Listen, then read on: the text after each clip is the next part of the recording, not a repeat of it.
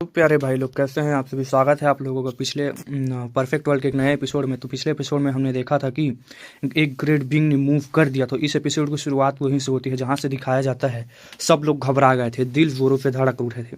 आखिरकार एक great being ने मूव कर लिया था। जब इस लेवल के क्रिएचर एक्शन लेते हैं तो हुआंग के लिए कोई चांस ही नहीं बचता। आसमान फीका पड़ गया, सूरज और चांद जैसे कांप उठे। ऐसी पावर के आगे कौन खड़ा रह सकता है भला।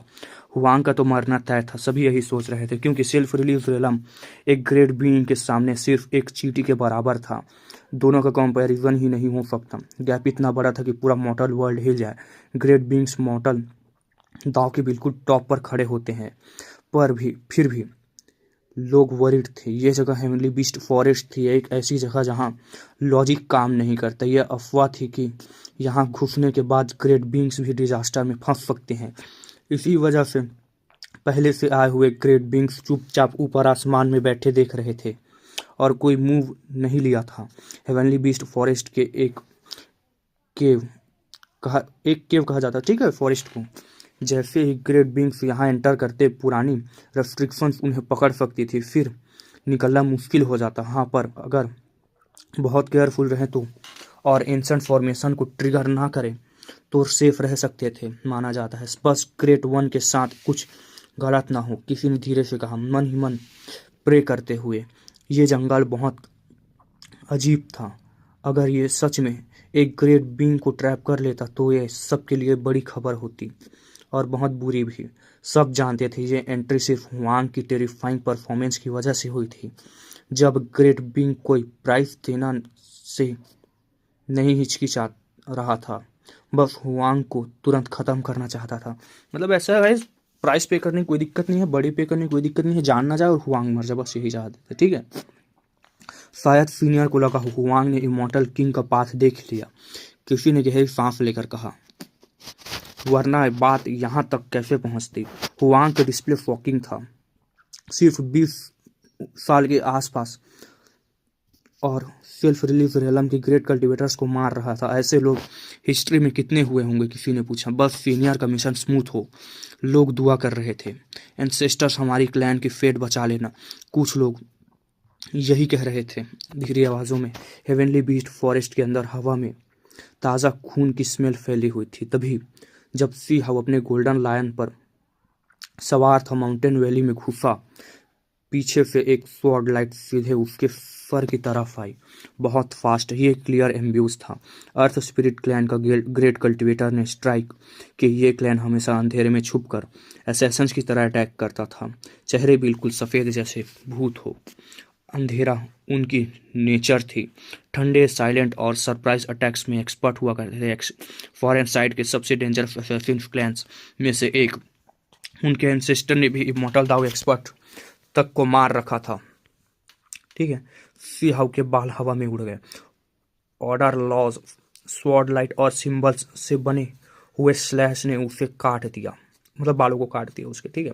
सी हाउ ने फैटल स्ट्राइक अवॉइड कर ली, पर फिर भी उसके कंधे से खून टपक पड़ा। सिर्फ टच हुआ था। किल, हुआंग गरजा।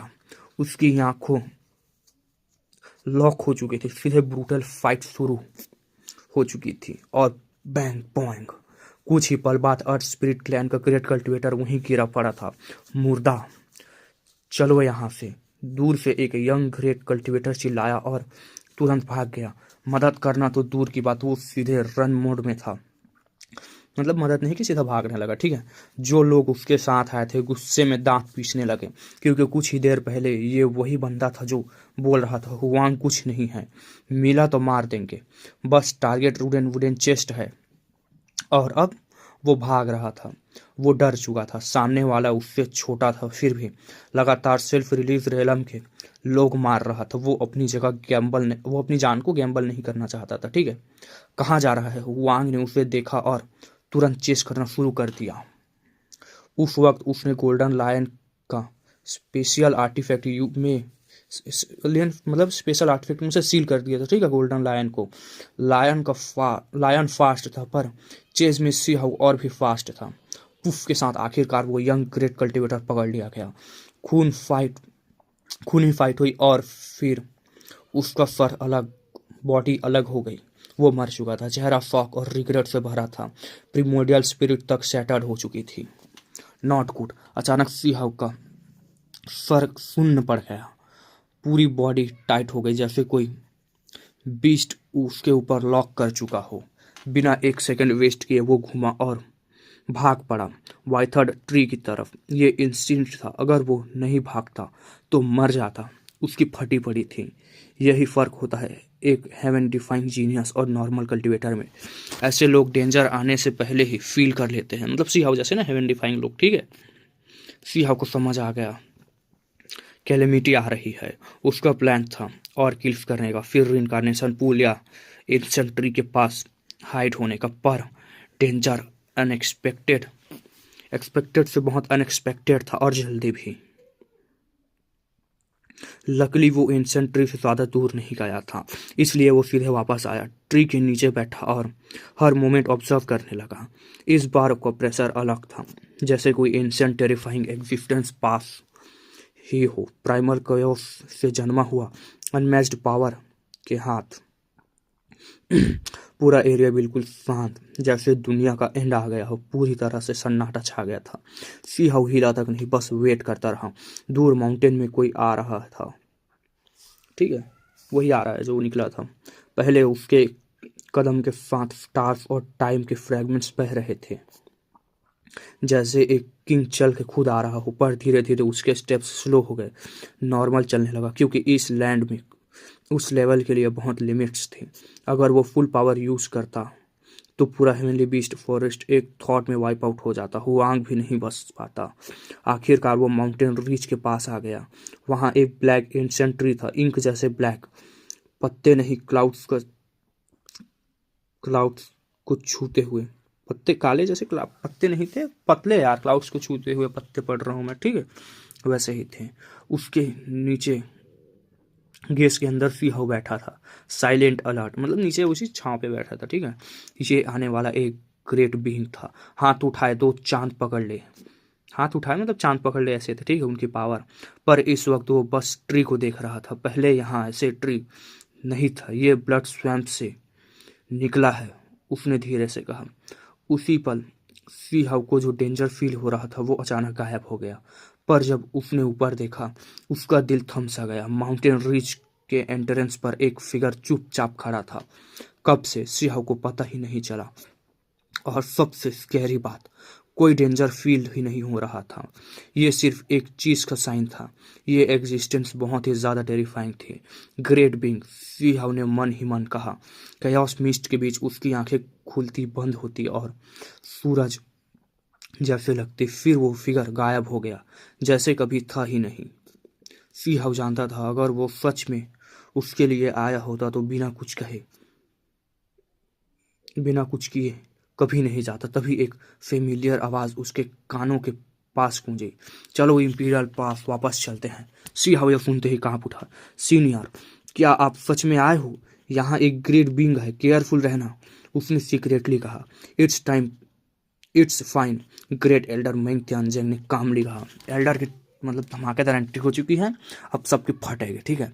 अगर वो मूव लेगा तो मैं भी उसे मार दूंगा, एल्डर मेंग त्यानजेंग ने भारी आवाज में कहा। यह आवाज सुनते ही सिंह महसूस करता है उसका दिल हल्का हो गया। ग्रेट एल्डर खुद आए थे। इस बात ने उसे अंदर से हिला दिया। अब उसे पक्का लग रहा था चाहे फॉरेन एक्सपर्ट्स कितने भी पावरफुल हो, वो सिर्फ वापस जा सकता है। ग्रेट एल्डर कहता है अभी उठने की ज़रूरत नहीं, चांस का वेट करो, फिर ऐसा बिहेव करो जैसे यहाँ से जा रहे हो। अगर वो बंदा मूव कर लेगा मैं तुरंत उसे मार दूंगा।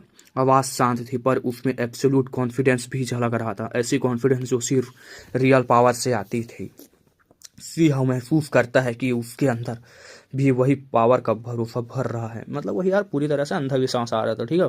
सिंह को उसे अंदाजा हो गया ग्रेट एल्डर ने उसे बेट बना रहे हैं, मतलब बेट की तरह यूज कर रहे हैं, ठीक है। जैसे ही वो सुप्रीम बीइंग करीब आएगा, एक रूथलेस स्ट्राइक और सीधे उसे मार दिया जाएगा। सुप्रीम बीइंग का एम्ब्यूस, वो सीन दुनिया हिला देने वाला होता है। घोस्ट रोते, गॉड्स कांपते हुए, एक स्ट्राइक में स्टार्स उल्टे घूमने लगे।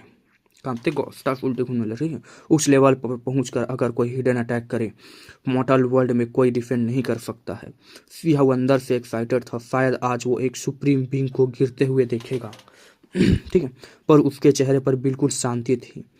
कोई उसके मन के अंदर चल रहा स्टॉर्म नहीं पड़ सकता था।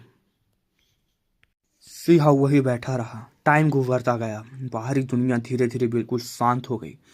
तब जाकर सी हाउ उठा जैसे अब वहां से जाने वाला हो। सी हाउ सोचता है, क्या सच में एक सुप्रीम बींग मारा जा सकता है? सोचते ही दिल तेज धड़क रहा था उसका। वो लोग जो मॉर्टल रेलम के बिल्कुल टॉप पर खड़े होते हैं, वो एक एक कदम आगे बढ़ा रहा था। गोल्डन लायन पहले ही आर्टिफैक्ट में बंद था। वो कोई रिस्क भी नहीं लेना चाहता था।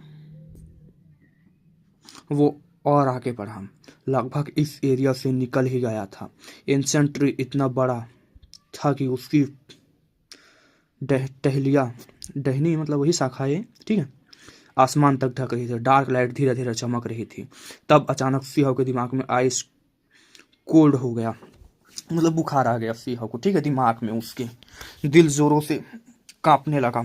सोल हल्की से हिल चुकी थी। ये क्या? उसने मन ही मन कंफ्यूजन से आ गई उसके मन में। ग्रेट एल्डर आए थे, फिर भी डेंजर क्यों फील हो रहा है? सिंह इस इंस्टिंक्ट पर भरोसा करता था। ये दाव स्किल नहीं थी, ये उसकी नेचुरल अवेयरनेस थी। और ये अवेयरनेस अब चिल्ला रही थी, डेंजर आ रहा है, भागो यहाँ से। सीहाउ कहता है, ग्रेट एल्डर केयरफुल रहना, मुझे लगता है ये सुप्रीम बींग सिंपल नहीं है। ग्रेट एल्डर जवाब देते हैं, फिक्र मत करो, सब प्रिपेयर है। अगर वो पास आया तो मेरे लिए परफेक्ट पोजीशन लगेगी रहेगी।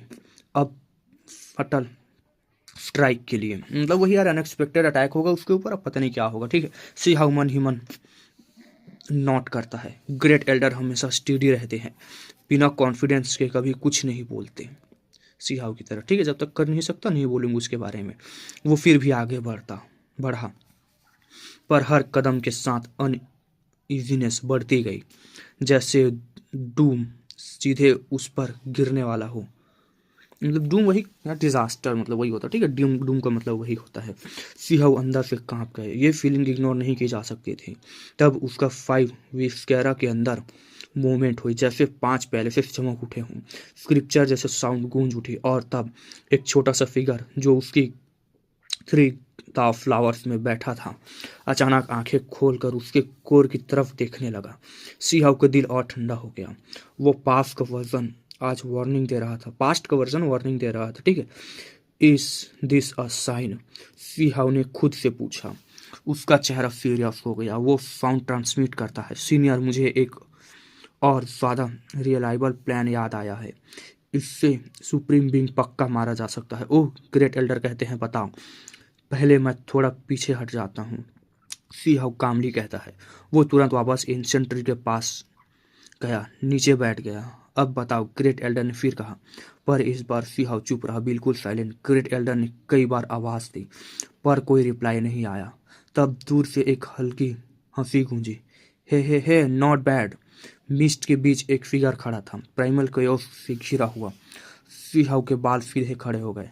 यही था फॉरेन सुप्रीम बींग। वो कहता है, एंशिएंट ट्री ने मेरी कई एबिलिटीज ब्लॉक की, फिर भी तुम मेरी माइंड कयोस आर्ट के अंदर क्लियर हेडेड रहे। मतलब ये एक ट्रैप था। ठीक है, मतलब ग्रेट एल्डर नहीं यहाँ नहीं आता। मैं एक पल के लिए सोचा भाई ग्रेट एल्डर आ गए, अब सबकी लंका लगेगी करके। ठीक है, सुप्रीम लेवल के नीचे बहुत ऐसे कम लोग होते हैं जो ऐसा कर पाते हैं।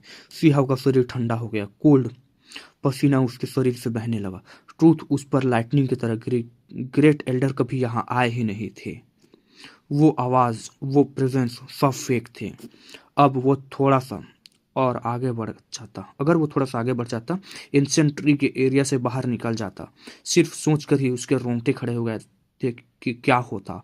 Mind chaos art. सिंह ने गहरी सांस ली, समझ गया ये सुप्रीम बीइंग का माइंड डिस्टर्बिंग स्किल था। वो खुद को शांत करता है। सिंह को कहता है, तुम जैसे सुप्रीम बीइंग को एक जूनियर के खिलाफ ऐसी ट्रिक यूज करनी पड़ रही है, हीरोइक तो बिल्कुल नहीं लगता। वो फिगर हल्का सा मुस्कुराता है। किल करने में हॉनर का क्या काम। वो कहता है सी हाउ, सांसें भरता है। काश सीनियर मेंग सच में यहाँ होते। सुप्रीम बीइंग कोल्ड वॉइस में कहता है मेंग तियानजंग आए भी तो क्या, वो भी यही गिरेगा। उसके एक थॉट से स्टार्स घूमने लगे, लोटस खिल गए, नेचुरल लॉज हिल गए। ये सिर्फ बोलने का असर था। तब आसमान फट गया, एक डिवाइन स्वॉर्ड सीधे नीचे गिरे। हेवनली बीस्ट फॉरेस्ट का स्काई चीर दिया गया। गोल्डन लाइट एक्सप्लोड हुई। एक यंग फिगर उतरा, हाथ में स्वॉर्ड, ऑरा से भरा हुआ। Bank, foreign supreme being injured हो गया, खून गिरा। अब भाई, अब ये जो शुरू हुआ ना, अब मेरे को अगर ना कुछ और हुआ मेरा दिमाग खराब हो जाएगा, ठीक है। मैं जो सोच रहा हूँ वो होने वाला है। खून गिर पड़ा और हजारों हजारों किलोमीटर का एरिया तबाह हो गया। मैग्मा उबाल पड़ा। मेंग तियानजंग वो गुस्से से बोलता है तुम सच में आ गए। मतलब गुस्से में बोला कि मेंग तियानजंग तुम सच में आ गए, उसका नाम लेते हुए, ठीक है। सी हाउ शॉक में था ये ग्रेट एल्डर, पर बिल्कुल young, golden armour, black hair, ice जैसे लाइटनिंग हो, ब्लड एनर्जी ऐसी जैसी पूरे वर्ल्ड का प्रेशर। सी हाउ महसूस करता है आज मैं सुप्रीम बीइंग का असली पावर देख रहा हूँ। और उसके दिल से बस एक ही बात निकली, great Elder at his peak. मतलब वो अपने पीक मोमेंट पर है, ठीक है, अपनी पावर की पीक पर ग्रेट एल्डर। उसे देखकर फॉरेन सुप्रीम बीइंग पागलों की तरह गरजता है। मेंग तियानजंग तुम सच में यहाँ आने की हिम्मत करते हो, तुम अपनी ही कबर खोद रहे हो। गोल्डन एयर्स का मेंग तियानजंग, गोल्डन एयर्स का मतलब यार वो जवान, ठीक है, शांत पर प्राउड के साथ कहता है मैं मरूंगा या नहीं ये कहना मुश्किल है, पर इतना पक्का है तुम जिंदा नहीं बचोगे। उस वक्त मेंग तियानजंग का ऑरा बिल्कुल अलग था, हीरोइक, पावरफुल, जैसे एक वॉर इमॉर्टल खुद जमीन पर उतर आया हूँ।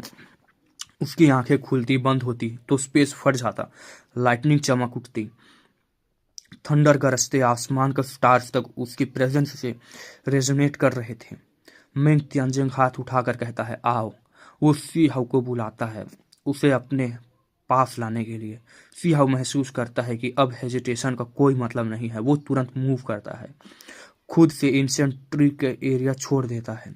इस बार उसकी इंस्टिंक्ट्स बिल्कुल क्लियर थी, ना कोई ठंडक, ना कोई डर, सिर्फ एक काम और ब्लेजिंग पावर का एहसास।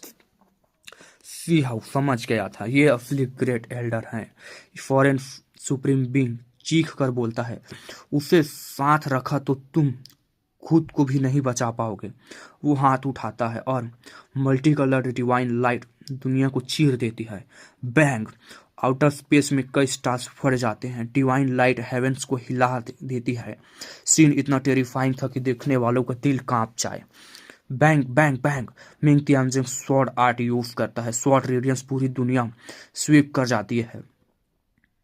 रेडियंस मतलब पूरी दुनिया स्वीप कर जाता है, ठीक है। इतनी ब्राइट की आंखें खोलना मुश्किल, माउंटेन्स, रिवर्स सब कट हो जाते हैं। स्वॉर्ड लाइट आउटर स्पेस तक पहुंच जाती है। हेवनली बीस्ट फॉरेस्ट के बाहर लोग शॉक में बोलते हैं ये कौन है, ये स्वॉर्ड लाइट स्टार्स तक फाड़ रही है। इसी पल फॉरेस्ट के बाहर मौजूद कई सुप्रीम बींग्स मूव करते हैं। वो आ गया, मारो, आवाज आती है और सब स्काई से गायब हो जाते हैं। उनमें से एक हेवनली बीस्ट फॉरेस्ट के अंदर घुसता है, बाकी तीन अलग अलग डायरेक्शन से बाहर ही घेराबंदी कर देते हैं। वो सब अंदर नहीं गए, अंदर का डेंजर बहुत ज़्यादा था। दो सुप्रीम बींग्स को भेजना ही काफ़ी रिस्की माना जाता था। और फिर बूम, सिंह ब्लडी स्वयं से निकल कर बाहर पहुंचता है। इसी पल मेंग तियानजिंग के पैरों के नीचे एक ग्रेट दाव पाठ बन जाता है। वो हाथ उठाता है और सिंह को धीरे से अपने पास खींच लेता है, बिल्कुल सेफ। फॉरेस्ट सुप्रीम बींग दहाड़ता है इस तरफ उसे प्रोटेक्ट करोगे तो खुद मर जाओगे। मतलब यानी कि दो तरफा फाइट कर रहा है, ठीक है, एक तरफ प्रोटेक्ट भी कर रहा है, एक तरफ लड़ भी रहा है। अ जाइंट हैंड आगे बढ़ती है, हेवन एंड अर्थ कांप उठती हैं, स्टार्स एंडलेस लगते हैं, प्राइमर केओस फूट पड़ती है। उसके गोल क्लियर था, सी हाउ को क्रॉस करना, और अगर ग्रेट एल्डर बचाता है तो उसका फोकस टूटेगा। मतलब वही डाइवर्ट होगा उसका ध्यान, ठीक है। बैंग, एल्डर मेंग तियानजिंग एक थॉट में ही सी हाउ को अपने एक हेवनली पैसेज में सील कर देते हैं, फुल प्रोटेक्शन के साथ। सुप्रीम बींग ठंडी आवाज में कहता है बेकार है, तुम जानते हो हम तुम्हारा ही वेट कर रहे थे। और फिर उसके हाथ में एक ब्लड कलर्ड वॉर हेलवर्ड आता है। वॉर टूट जाते हैं, वो सीधे मेंग तियानजिंग पर चार्ज करता है। और फिर बैंक, दुनिया अंधेरी हो जाती है। हेल्बर्ट के निकलते ही आसमान का सन फट जाता है। इस जगह सिर्फ एक ही सन था और वो भी औरत से ही डिस्ट्रॉय हो गया। सुप्रीम बीइंग की पावर सोची भी नहीं जा सकती थी, इतनी खतरनाक थी।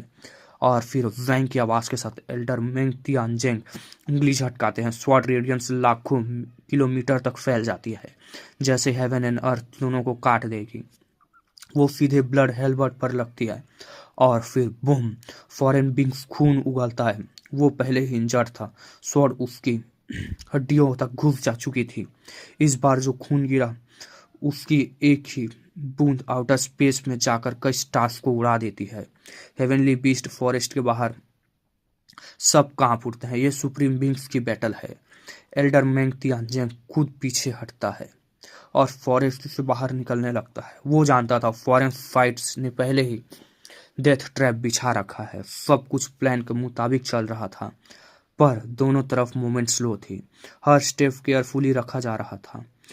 कहीं भी एंसेंट फॉर्मेशन एक्टिवेट हो सकती थी और वो सुप्रीम बींग प्रिजन बन सकती थी। पीछे से एक आवाज आती है, मेंग तियानजेंग आए ही हो तुम, बात करके जाओ। ये दूसरी फॉरेन बींग था, सुप्रीम बींग, ठीक है, जो फॉरेस्ट के अंदर घुसा था।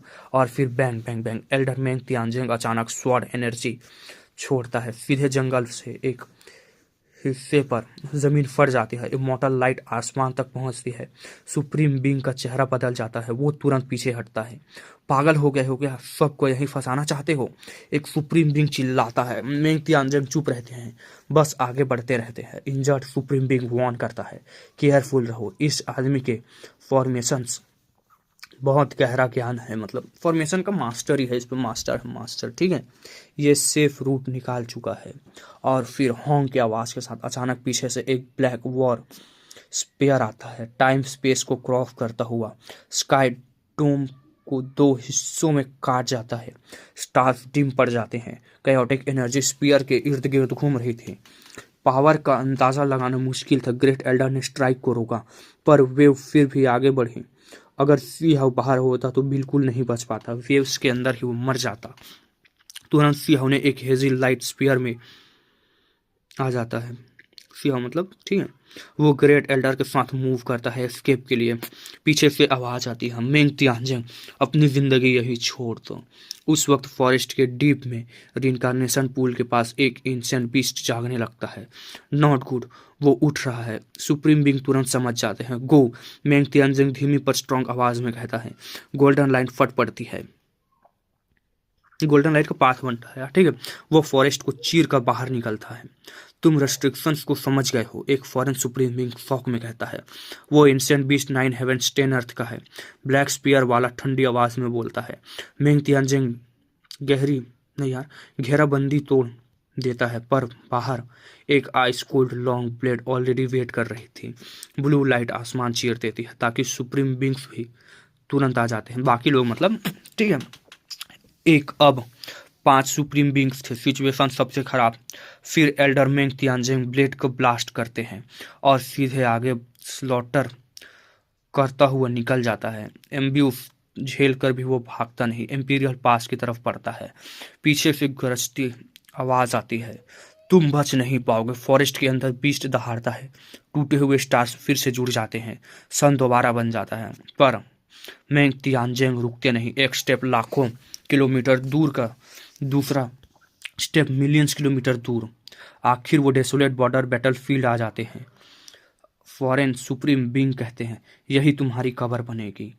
ब्लैक स्पीयर वाला बोलता है, अब हम फुल पावर यूज कर सकते हैं। मतलब यार देखो, एक स्टेप लिया हजारों लाखों किलोमीटर, दूसरे में टेंस ऑफ मिलियन किलोमीटर, और वो वापस से बैटलफील्ड में आ चुका है, ठीक है, डेसोलेट बॉर्डर के बैटलफील्ड में।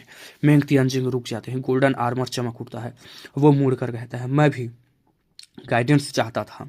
सुप्रीम बींग की बैटल तब तक कंप्लीट नहीं होती जब तक कोई ना मरे। मतलब लाइफ एंड डेथ बैटल होती है तभी उनकी बैटल कंप्लीट होगी, ठीक है, ऐसा है। मतलब देखते हैं कौन मारने या मरने के काबिल है। एक ठंडी भारी आवाज गूंज उठती है।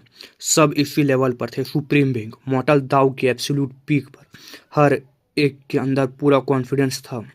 किसी को भी कमजोर समझने की गुंजाइश नहीं थी। और फिर क्यांग, एक और फॉरेन सुप्रीम बींग और भी डायरेक्ट निकला। एक और सुप्रीम बींग और भी डायरेक्ट निकला, पता नहीं यार। उसके हाथ में ब्लैक ग्रेट स्पेयर आगे की तरफ पॉइंटेड था। एक ठंडी ऑरा फैल गई। ग्रेट दाव के लॉस पानी की लहरों की तरह बाहर निकल गए। एक आदमी, एक स्पेयर, बस वही खड़ा था, लेकिन उससे जो स्वॉर्ड स्टेब्लिशिंग प्रेशर निकल रहा था उसने पूरे बाउंडलेस डेजर्ट को हिला दिया था। प्राइमर के ऊपर उठने लगे। मंजर सच में टेरिफाइंग था। इस लेवल पर पहुंच चुके लोगों के लिए ब्रेवरी जैसे शब्द बेकार थे। ये सब वही क्रिएचर्स थे जो मॉर्टल दाव के एंड पर खड़े थे, मतलब पीक लेवल पर खड़े थे मॉर्टल से इमॉर्टल बनने के लिए, ठीक है। नीचे पूरे ह्यूमन वर्ल्ड देख रहे थे। ग्रेट एल्डर मेंग तियानजिंग बिल्कुल शांत खड़े रहे। उनकी आंखों में कोई घबराहट नहीं थी। फिर अचानक हुआ बूम। उनकी ऑरा फूट पड़ी। गोल्डन लाइट बैटल क्लोथ चमक उठे, जैसे रेगिंग फ्लेम्स सीधे स्काई में चढ़ रही हो। गोल्डन लाइट ने हेवन और अर्थ दोनों को कवर कर लिया। सुप्रीम बींग्स की बैटल का मतलब होता है इमेजिनेशन से भी ज़्यादा डिस्ट्रक्शन। कभी स्टार्स स्पेस गिर रहे थे, कभी ज़मीन के अनंत हिस्से बर्बाद हो जाते हैं। मतलब वही यार, पूरी तरह से डिस्ट्रक्शन मचा हुआ था, ठीक है। अब देखते हैं क्या होगा। ची ब्लैक स्पीयर वाले फॉरेन बींग्स ने जोर से रोर किया। हेवन एंड अर्थ फट गए। स्पेयर टिप से डार्क लाइट फूटी और उसने पहला अटैक किया। ये स्पेयर एक्सट्रीमली पावरफुल थे। सीधे ग्रेट एल्डर के चेस्ट की तरफ एम था। वॉइड को क्रश करता हुआ स्पेयर टूट गई। सन एंड मून की लाइट डिम पड़ गई। कायोटिक एनर्जी हर तरफ फैल गई। और फिर होंग। इसी पल ग्रेट एल्डर ने मूव किया। उनके हाथ में था वो एंशिएंट रूडन वुडन चेस्ट। उससे उन्होंने सीधे स्पेयर के टिप पर दे मारा। मतलब वही यार, रूडन वुडन चेस्ट को एल्डरमैन तियानजिंग पकड़े हैं, उसे डिफेंसिव की तरह उस पर मतलब दे मारा, ठीक है, प्रोटेक्ट की तरह यूज कर रहे हैं। वर्ल्ड शेकिंग साउंड गूंज उठी। गोल्डन सैंड हवा में उठी जैसे समुंदर बन गया हो। ये एंशिएंट बैटलफील्ड हजारों सालों से सुप्रीम बींग्स की लड़ाई देख चुका था। अब रेत का तूफान स्काई तक पहुंच गया। कुछ पार्टिकल्स तो स्पेस में जाकर एस्टेरॉइड से टकरा गए और वो भी डिम हो गए।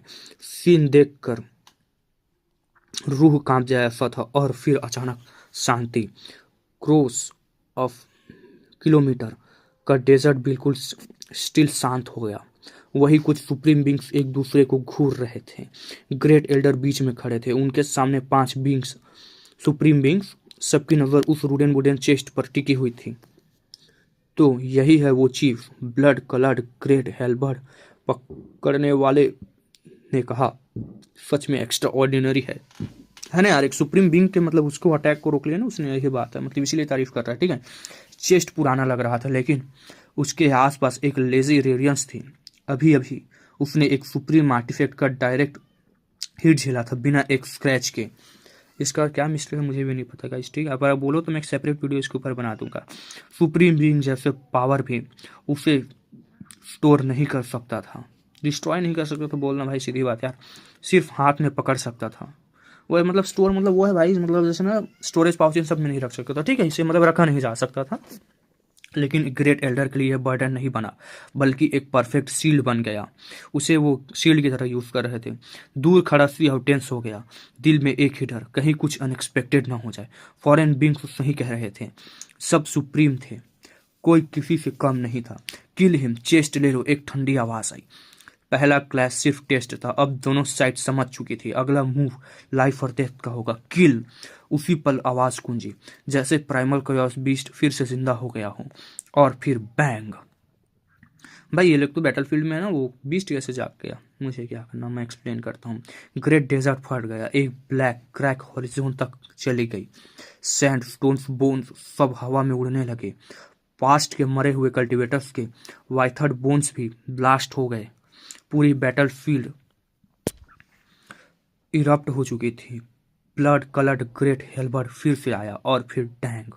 ग्रेट एल्डर ने नंगे हाथों से ब्लॉक किया। स्पेयर्स उड़ी। हर स्पार्क जहां गिरा वहां टेंस ऑफ 1000 किलोमीटर का डेजर्ट मैग्मा में बदल गया। ये ही होती है सुप्रीम बींग्स की fight.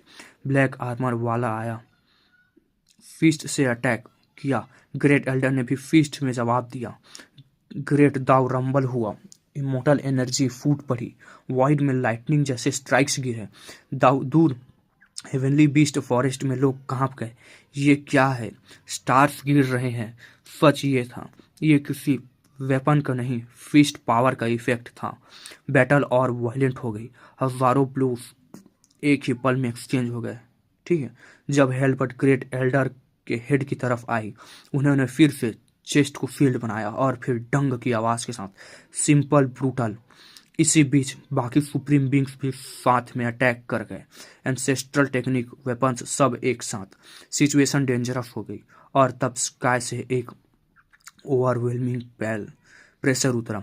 Haven and earth pouch immortal artifact निकाल लिया गया था। ठीक है, मल्टी कलर लाइट ने सबको कवर कर लिया। फॉरेन साइड ने पूरी तैयारी के साथ अटैक किया था। ग्रेट एल्डर का एक्सप्रेशन सीरियस हो गया। उसी पर 10 रिलम डायग्राम सामने आया। डायग्राम और पाउच टकरा गए, पावर वेव्स टकराकर फैल गई हर तरफ। फिर एक डैमेज्ड इमोर्टल हैमर और एक क्रैक्ड इमोर्टल फर्नेस आया। स्काई जलने लगा, स्टार्स इग्नाइट होने लगे। हेवन, ये क्या हो रहा है? सीहाउ घबरा गया। ग्रेट एल्डर, ये स्वॉर्ड लो। उसने ओवरलास्टिंग स्वॉर्ड को गूंज उठा मतलब ठीक है। अब ग्रेट एल्डर एक हाथ में स्वॉर्ड कोर, दूसरे में वुडन चेस्ट, बिल्कुल हीरोइक पावर के साथ लग रहे थे। सप्रेस, फॉरेन साइड चिल्लाई, इसे सप्रेस करो। इमोर्टल आर्टिफैक्ट क्लैश हुए, एक वॉइड बैटल फील्ड बन गया। मतलब वॉइड में बैटल चल रही है। ठीक है, परफेक्ट कोई हंसा, अब भाग नहीं सकता, मारो। बैटल और भी क्रूअल हो गई। फिर अटैक हुआ। ग्रेट एल्डर की बॉडी साइन करने लगी। सीहाउ का दिल कांप गया। ये ऑरा पहचानी हुई थी। Body as a seed, foreign supreme being की आवाज भारी हो गई। ग्रेट एल्डर ने अटैक झेला और उसी फोर्स से स्पीड बढ़ाकर सामने वाले पर टूट पड़ा। Golden arm unbreakable attack. ये है ही शुआंग जैसा अटैक था। ठीक है, 2 अटैक्स पीछे से लगे, खून गिरा, लेकिन ग्रेट एल्डर रुके नहीं। कचैक, ब्लड कलर्ड हेल्बर्ट टूट गई और अगले ही पल उस सुप्रीम बीइंग की बॉडी पियर्स हो गई। ब्लड स्काई तक चला गया। एक सुप्रीम बीइंग मर गया था। हेवनली बीस्ट फॉरेस्ट में चीख निकल गई। फ्रोजन सी सुप्रीम बीइंग्स, उसकी ऑरा गायब हो गई, मतलब उसका नाम था। ठीक है, फ्रोजन सी। बैटल का रुख बदल चुका था। एक सुप्रीम बीइंग मारा गया था। ये कोई आम बात नहीं थी। तो इस एपिसोड को यहीं तक रखते हैं, मिलते हैं एक नए एपिसोड के साथ, और तब तक के लिए अलविदा, bye bye, see you soon.